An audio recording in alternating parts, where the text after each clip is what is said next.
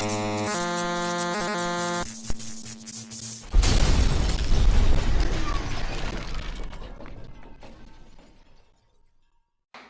everybody, and welcome to the third issue of the Ashcan. Tonight we're going to talk about this week's pools. I'm going to dive into Archer and Armstrong. Also, I'm going to be trying a new rating system here tonight, and we'll see how that goes. Also, I stand. That and more on this special Shark Week edition of the Ashcan.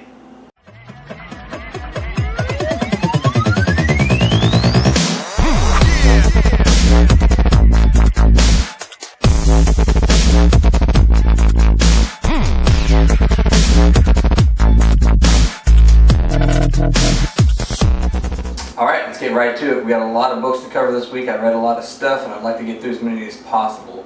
First off, we're going to start with my turd of the week, which was the Red Lantern number 22. I'm not going to lie, I'm not real current on this book, so when I picked it up, it was kind of a off-the-cuff thing I thought I could do just for the show. Apparently, Guy Gardner's back and he's not a Green Lantern anymore, he's a Red Lantern. I'm not real sure what's going on in the story. It didn't do a very good job of filling me in either as well. The artwork in this book kind of sucked as well, so I did score that a 2. As far as the story goes, I give it a 2 also, just for being kind of confusing, and I wasn't real sure of what was going on, and it didn't really seem to go together very well. So that was that. The next book I read was the Uncanny X-Force number 9. Now, in this book, apparently, Phantom X, from what I've read, just in this issue, because I'm not current on this as well, but what I read was Phantom X's brain has been split into 3 different pieces. There's a Weapon 13, Cluster, and Phantom X, and apparently it's like a big love triangle between Psylocke, Cluster, and Phantom X, and Weapon 13 is like the bad guy of the group trying to, I don't know. The story wasn't that bad, to be honest with you, and just from reading this one book out of the series, I did kind of catch on to what was going on. So in that aspect, I scored this book's story a 3. The artwork wasn't a huge fan of, so I scored it a 2.5. Next on my list was Uncanny X-Men number 9. This story revolved a lot around Cyclops training Hijack, who his powers seem pretty cool, and he seems like he's going to be a pretty badass character once he gets fully developed in the Marvel world. Also in this, I had a small issue with the female characters in the book. There's 3 female characters who have a kind of a spot in it, who was Emma Frost, the Dazzler, and Magic. And at certain points, I didn't know who was who. I mean, they kind of look very similar.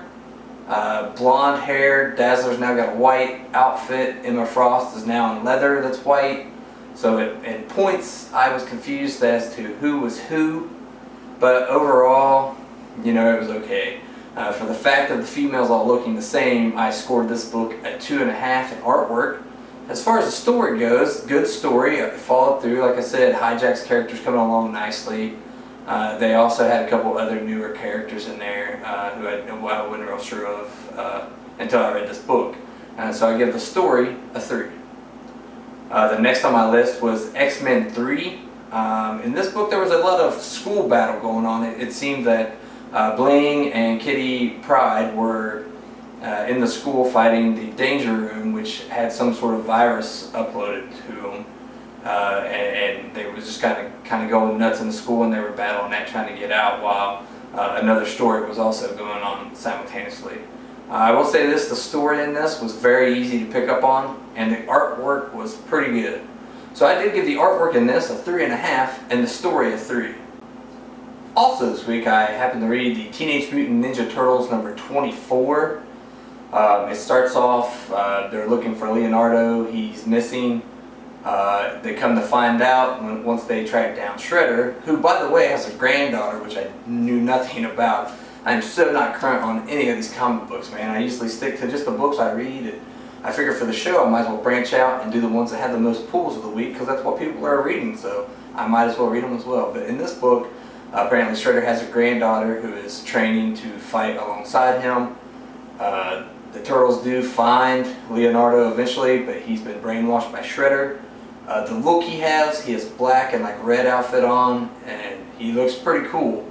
I was very surprised by this book, and I'm kind of sad that I started on 24. Not to say that I'm not going to go back and read the rest, but I will say this. Teenage Mutant Ninja Turtles number 24 is definitely a book you should read this week if you're just out to pick up one. For the artwork in this, I give it a 4 because it looks great.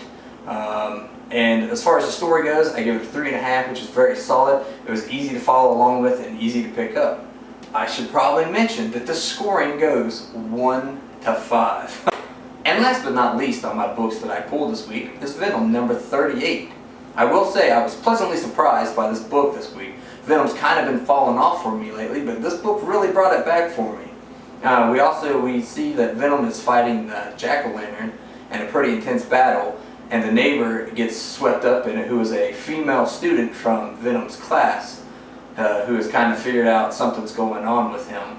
But her father gets killed, and in the process the Jack-o'-lantern tries to poison her, but Venom hits her with an alien symbiote, and then she becomes a female Venom of type, which was where the book ended, which was pretty cool, and I was pretty excited, and to be honest with you, it left me kind of eager to read Venom number 39. So for this book, I did give it a artwork of 4 because the artwork in it does look pretty cool, and for the story, I give it a 4 because it's the book that kept me wanting more the most. Okay everybody, if you follow us on Twitter, which I hope and I am sure that most of you do, you'll know that recently this week I said something in the 8-Bit Freaks Twitter to Valiant Comics about not really reading any of their books. So I thought I would give them a shot. So what I did was I went to the local comic book store and I bought books 1 through 10 of Archer and Armstrong. And I'm not going to lie to you, I was pleasantly surprised. This book is very fast moving through books 1 through 10.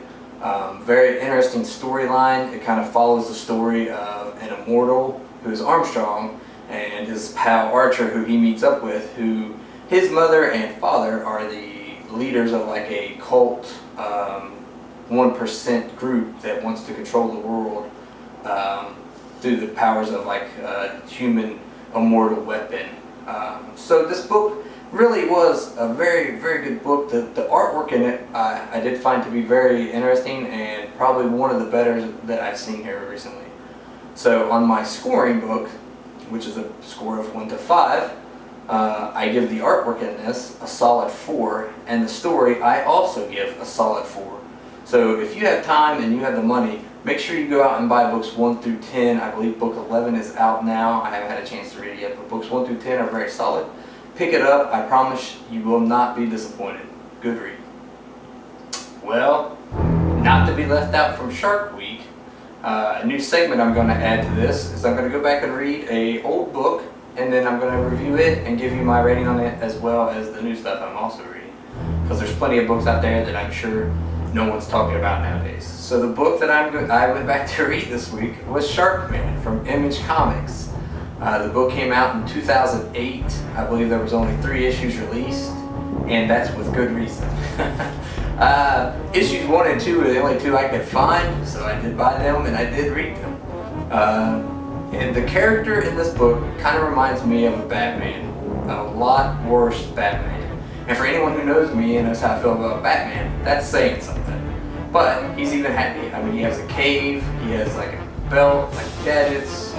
So it was really a Batman vibe to this character in the Image world underwater. So, I mean, it really can't get much suckier than this. I will say some of the artwork in it was kind of cool. So, as far as artwork goes, I did score it a 3 because it did have some watercolor look to it, which was kind of cool and different, and some gore. And so I was a fan of that. Story-wise, I give this a 1, maybe a 1.5. If anyone can find book number 3 and they would like to send it to me, I'd be more than glad to read it as well, but I can't find it and I'm probably not going to spend any more time looking for it. Alright guys, that about wraps it up for this edition of the Ashcan. This is where I do my plugs and say my parts. So make sure you guys are following us on Twitter at 8-Bit Freaks. Make sure you visit the website, 8bitfreaks.com. Make sure you're also checking out our other shows. We have The Second Chance, which is Cody Springer's show about retro video games that people say suck that he gets a second chance to, usually with some sort of special guest or whatnot.